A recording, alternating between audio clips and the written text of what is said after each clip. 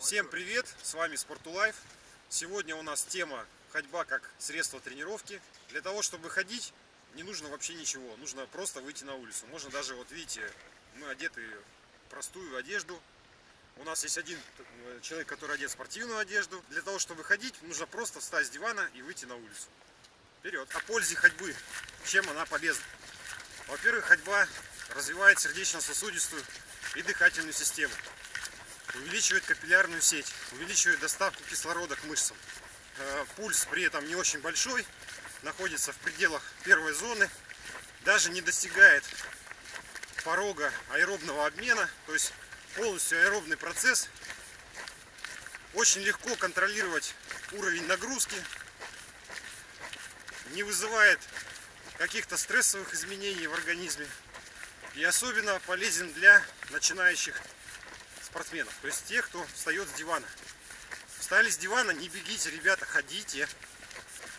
Итак, мы уже сказали о том, что для того, чтобы заниматься ходьбой, не нужно практически ничего. Можно в повседневной одежде. Лучше, конечно, это делать в спортивной одежде, это безусловно. Но для начала можно просто в обычной одежде. Можно использовать время, когда вы, например, утром идете на работу для тренировки. Но для этого нужно соблюдать определенные условия. То есть идти нужно достаточно быстро, со скоростью примерно 6 км в час. Ну, обычная скорость человека 4 км в час. Итак, что же такое тренировка с помощью ходьбы?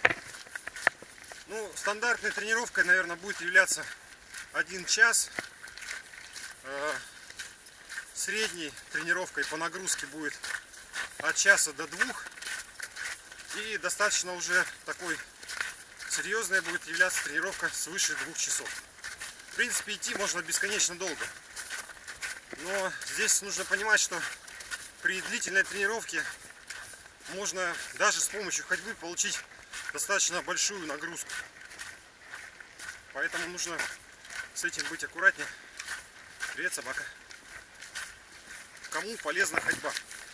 Значит, прежде всего, конечно же, это те, кто никогда не занимался спортом, новички, скажем так, то есть это то, с чего следует начинать. И пожилые люди, потом после травм каких-то, после долгого периода отсутствия нагрузок, спортсменам, которые не так много тренируются, любители, после зимнего сезона, после лыж обязательно нужно ходить. Единственное, что я хочу сказать, что, конечно же, нужно выбирать такой рельеф, чтобы была ощутимая нагрузка. То есть, если вы будете ходить по ровному полю, то вряд ли что-то почувствуете. Потому что даже если вы будете идти очень быстро, это будет немножко не та нагрузка. То есть, для этого лучше пойти на лыжную трассу, там, где вы катались зимой, и ходить по пересеченной местности. Все почему-то думают, что ходьба это какая-то ерунда и даже вовсе не тренировка. Хотя, если правильно ходить, то это еще очень даже и тренировка. Почему-то существует такая практика, что очень многие люди после зимы начинают сразу бегать. То есть приходит май, ну в данном случае у нас, все снимают лыжи, ставят в угол, одевают кроссовки и начинают бегать. Причем многие из них зимой не бегают. И через 2 месяца мы читаем в интернете: у меня болят колени, у меня болит надкосница, болят связки и прочее, прочее. Голеностопы, ахиллы. Все это, господа, от незнания и от подражания слепого спортсменам. Вы же не думаете о том, что спортсмены ведь они тренируются гораздо больше, чем вы. И нагрузок у них гораздо больше, чем у вас. Поэтому для того, чтобы начать бегать, надо сначала начать ходить. И делать это на протяжении пары месяцев. Тогда вы подготовите свой организм к бегу без проблем. И бегать будете без проблем. Нет, конечно, можно пойти по пути более короткому и начать бегать. И перетерпеть все боли в связках. Но я думаю, что со временем это аукнется.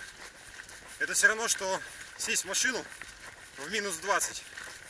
Завести ее и сразу поехать.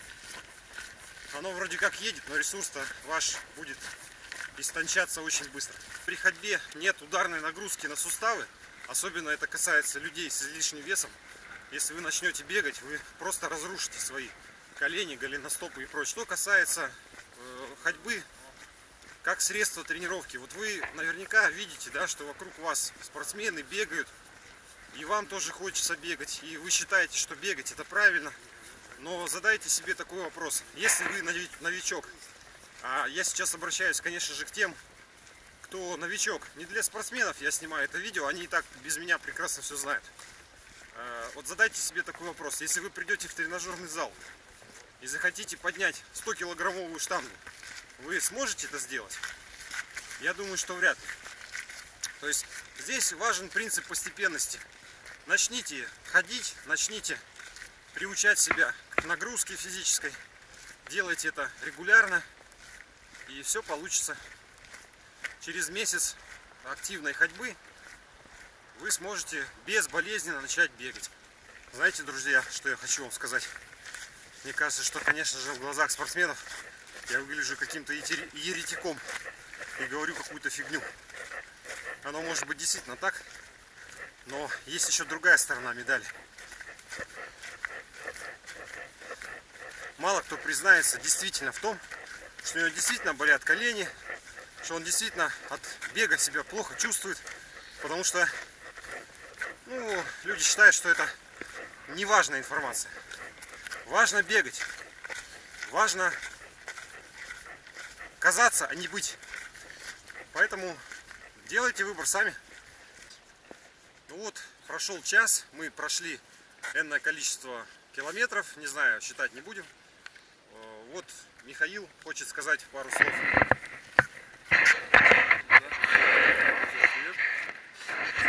Эксперимент продолжается. Я в роли подопытного кролика, естественно. Вот, поэтому посмотрим, что у нас будет через месяцок-другой. Миша обещает, что я побегу. Посмотрим. Вот, на данный момент мы прошли. Ну, сколько мы прошли? Километров 5 прошли уже. Состояние прекрасно. Если сравнивать с предыдущим годом, когда я начал ходить, это, конечно, небо и земля.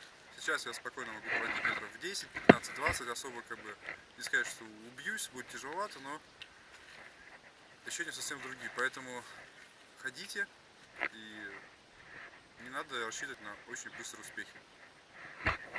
Все. Спасибо, Миша. Рома, что ты хочешь сказать? Спасибо. Это Роман был. Ну что, друзья, хочется сказать. Вставай с дивана и живи. Мы с вами. Спорту Лайф.